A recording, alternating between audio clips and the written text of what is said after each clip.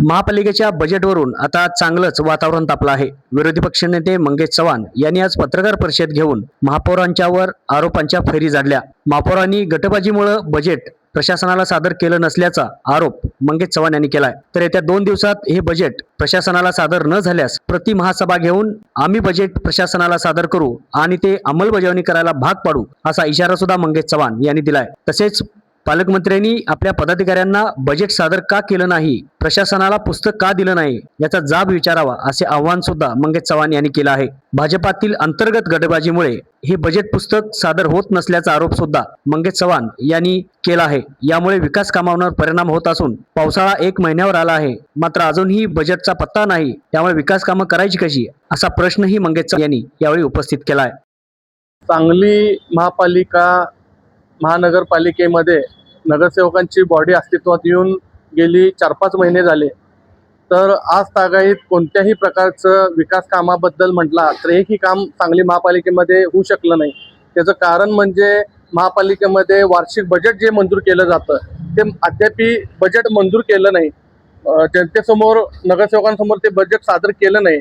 तर ह्यामधलं सर्वात प्रमुख कारण म्हणजे भाजपच्या गटामध्ये अंतर्गत वाद असणारा विषय आहे.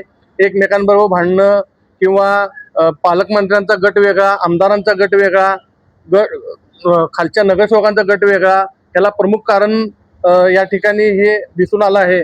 तर लवकरात लवकर जनतेच्या सेवेसाठी जर का बजेट सादर झालं नाही तर आम्ही येणाऱ्या 2 दिवसांमध्ये महापालिकेच्या दारामध्ये आम्ही प्रति महासभा घेऊ आणि कायद्याच्या तरतुदीनुसार महापालिकेसमोर प्रशासनाच्या वतीनं एक बजेट सादर करू आणि त्या बजेटद्वारे महापालिकेला काम करण्यास भाग पाडू, एवढंच या ठिकाणी मी प्रेसच्या माध्यमातून सांगतो.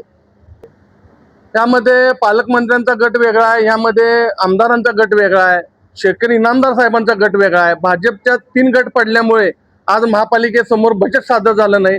त्यामध्ये सगळ्यात दुर्दैव आज या सांगली मिरज कुपवाड महानगरपालिकेच्या लोकांचं आहे की अशा लोकांना काटावर बहुमत ह्या भाजपला आपण दिलंय.